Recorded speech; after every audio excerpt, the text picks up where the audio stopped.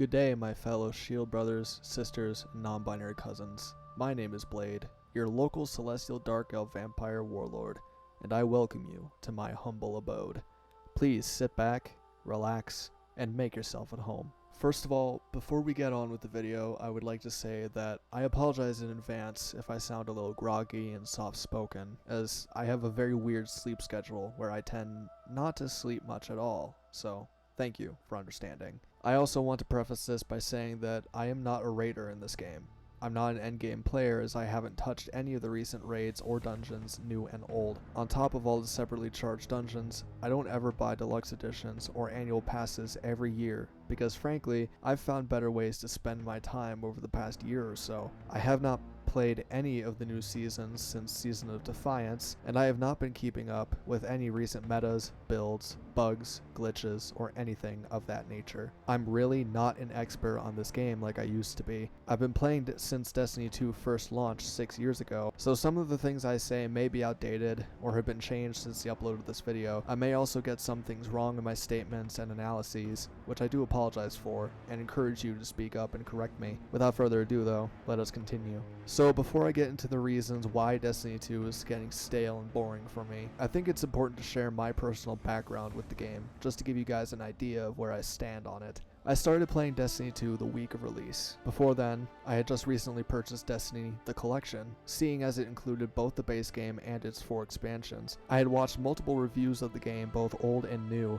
from the day of launch to the end of its life cycle. I had a good idea of what to expect from the game. Fast forward to late 2016 to early 2017, I picked up the game on Amazon. I popped the disc into my old dusty original model Xbox One that I received alongside Halo the Master Chief Collection, and I fell in love with the game instantly. Before I played Destiny, I was a massive Halo fanboy. I had played all of MCC and all of what Halo 5 Guardians had to offer. I was part of a military sim clan at the time, and we would partake in weekly training sessions and raids against other clans, and I had never been happier. So when I played Destiny for the first time, I was like a kid in a candy shop. I could not take my eyes off it. I could not put the game down for nights on end. I grinded out everything I could in the game. I played PvP, I played through all the campaigns multiple times, and I raided when I could, even if I was garbage at the mechanics. My first character was a Titan, which I later named the Sunbreaker class. For days, weeks, months, Destiny was all I could think about before I came home from school every day. I was probably around 12 or 13 at the time, a wee little lad. I loved every second of the game, and while it had its problems, I felt I would never play a game quite like it ever again. Fast forward to mid-2017, and Destiny 2 was announced at E3. I watched it live from my home desktop, and I longed for the opportunity to play it. I constantly talked to my parents about how awesome Destiny was, and how much fun I would have playing Destiny 2. Then the game drops. A few days went by, and my parents were trying to figure out what to do about some old bookcases my dad used to have long before he met my mom. They struggled to determine where to put them, and I distinctly remember suggesting that they place them against the wall in the living room and bring the piano downstairs, rather than bringing the bookcase downstairs. There were 2 of them, and to this day they are still in the same spot. The next day, my parents surprised me. My mom was carrying a package in her right hand. I remember she told me, "We want you to know that we appreciate the suggestion and that we consider you a huge part of this family." She handed me the package, and I jumped and hollered in joy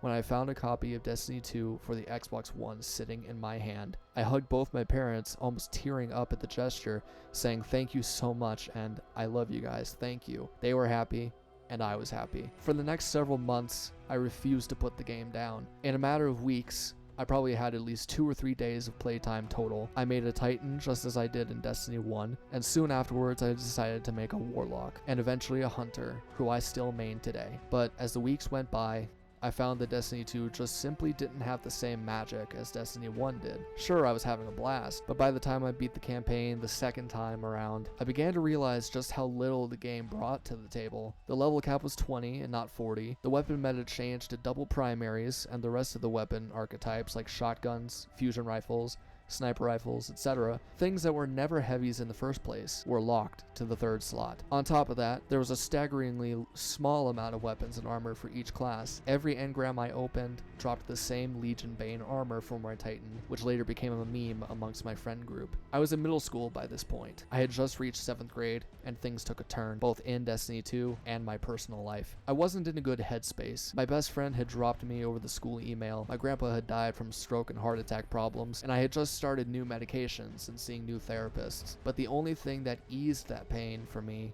was my time spent in the world of Destiny. 3 months go by after D2's launch, and Curse of Osiris is released. This was the lowest point in Destiny history. So low, in fact, that the game itself was mere weeks away from being shut down completely. But of course, none of us knew this.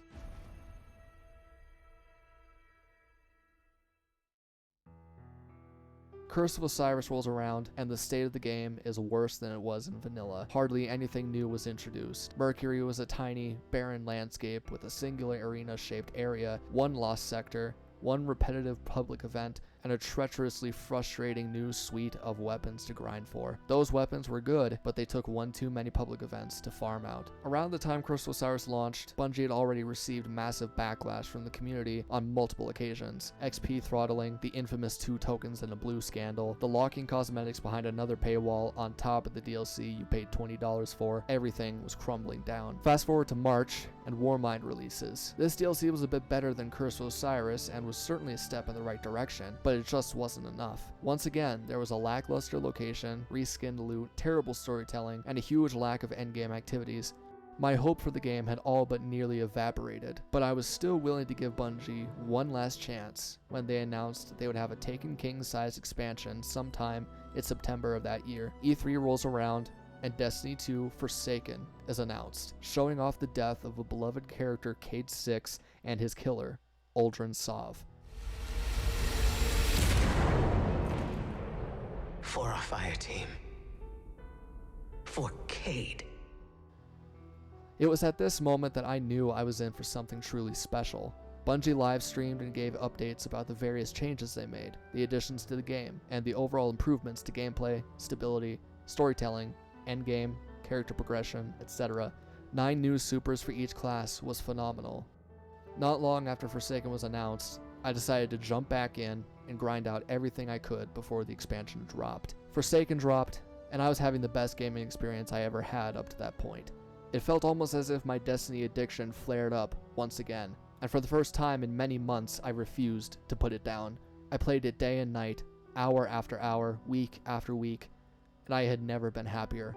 I partook in many of the events as well as the various annual pass DLCs. I enjoyed every single one, with Season of Opulence being my all-time favorite to this day. Then, Shadowkeep is teased. We must bring an end to this suffering. One way or another.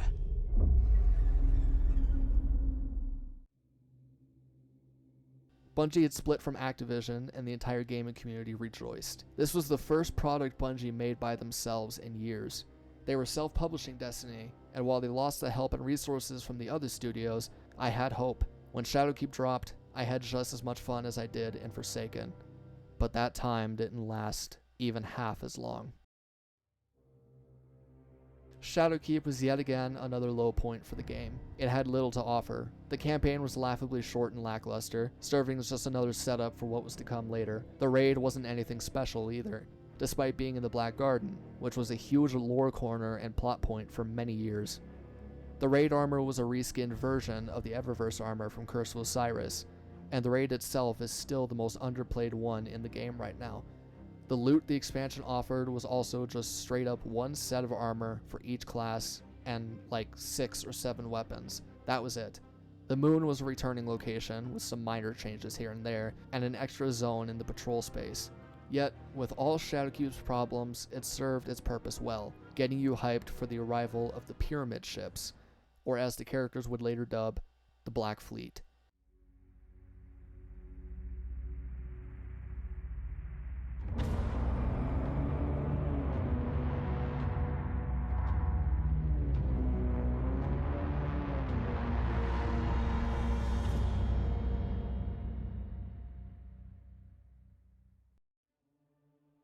At this point, I had played the crap out of Season of the Undying.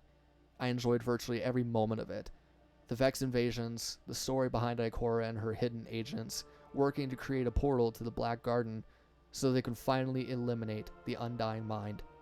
It was just so fucking awesome watching this sort of thing unfold. Season of Dawn arrived, and I was utterly dismayed that the Undying content was no longer there. We only had 3 months to enjoy that content, and the rest of the Destiny community seemed to share that sentiment with me. It was a destructive blow to the community's morale, and for the rest of that year, nothing changed. Season after season, the content was removed and replaced. Then Season of the Worthy comes into the picture, marking yet again another low point for the franchise. Season of the Worthy, as they called it, well, let's just say that they really put the worthy in there, and what they really meant by Season of the Worthy whittled down to little more than the question, are you worthy enough to grind bounties for months on end for a menial reward? Players dubbed it Bounty Simulator and Season of the Bounties. To top it all off, the story was downright ridiculous, absurd, and painfully confusing. Sometime around May or June, Bungie releases a Destiny showcase. COVID-19 had gotten to its all-time peak, and the pandemic was ravaging the entire planet. As a result, there were few people in the studio that got to meet up and even do the showcase in the first place. Bungie announces the 3rd annual expansion, Beyond Light. Excitement for the game was higher than ever before, and it would see players venture to the desolate frozen moon of Europa, where Guardians would have to face off against a new fallen house building an empire alongside the pyramid ships. What was most exciting, though, was the idea that we would get to wield the darkness in a new subclass and element type called Stasis. It's November 10th, 2020.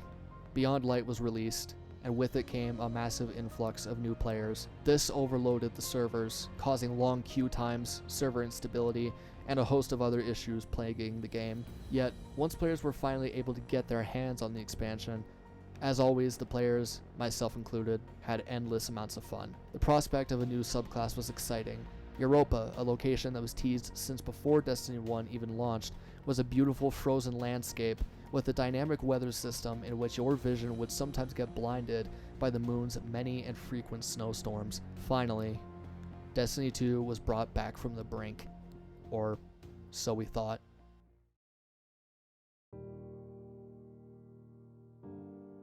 It is now 2023. Lightfall released earlier this year. The final shape was revealed during the Destiny showcase about a month ago, and history seems to be repeating itself. I'm out of high school. I graduated early back in January. I am 19 years old, and I have nothing important going on. No job, no girlfriend, no life, no responsibilities. Living with my parents. Living a life of pure degeneracy. For the first time in many years, I'm feeling happy. I'm in a much better place in life despite those things. My mental health is slowly but surely healing. I'm feeling much better about myself. I've made more long-lasting friendships, and I'm making plans to meet with my best friend of over 3 years.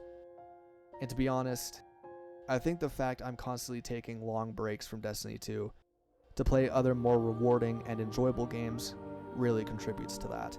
So Blade, where does your feeling of stagnation and lack of inspiration to play the game come from, you may ask? Well, let me tell you. Destiny 2 is a game I've enjoyed for so many years. I've seen every low and every high. When I bought Lightfall, I never felt so depressed about a video game expansion in my entire life.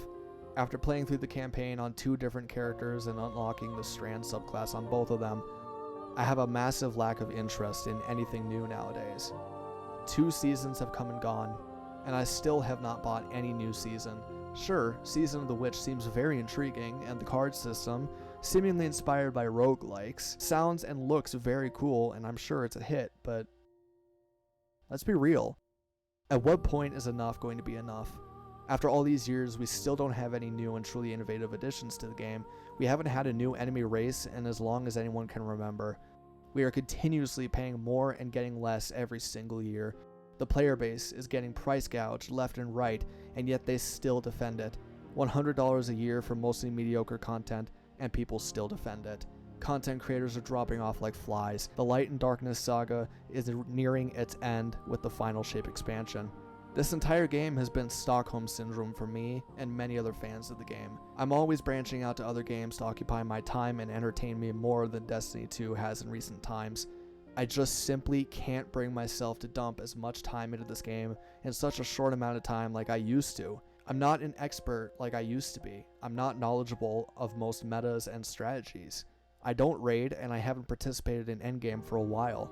The reason behind this is because the content cadence is not satisfying at all whatsoever. Even though I don't play PvP or Gambit, there hasn't been any significant additions to those modes in over 3 years. Gambit was my main mode back in the Forsaken days, and I used to grind it out every single day. Now, I just can't do it. It's too frustrating, and people just keep spamming the same builds, the same strats, the same everything. It simply isn't fun. I've all but lost hope for the game at this point. The final shape is the most important expansion in Destiny's history, marking the end of the 10-year journey that was originally promised all the way back in 2013. Now, this doesn't mean I'm quitting the game whatsoever. I'm still more than willing to see how the final shape plays out. I will continue to purchase expansions and any episodes that come afterwards, but this time, I'm going to keep my expectations very low. I'm cautiously optimistic for the final shape, but I'm not going to hold my breath, as time and time again, I keep getting disappointed. Right now, the only thing keeping me engaged is when I decide to play on my own time, and enjoy the gameplay loop a lot more as a result. For now though, I will continue to check out the newest large content drops, and just hope for the best. And much like how controversy after controversy has happened in other games, as a wise man once said, every gaming boycott is one 3-minute cinematic away from being over. And Destiny 2 is certainly no exception. The last thing I ever want is to see it fail. I want to see it succeed. I want to see Bungie blow our expectations out of the water. I want to see them outdo themselves. Will they do any of these things? Well, only time will tell. But those are just my thoughts. I apologize if this seemed like it had no direction, and if I sounded like I was saying a lot while saying nothing. I'm just insanely passionate about this game. So please feel free to let me know about your thoughts on the current state of the game. I would love to hear from other people's input.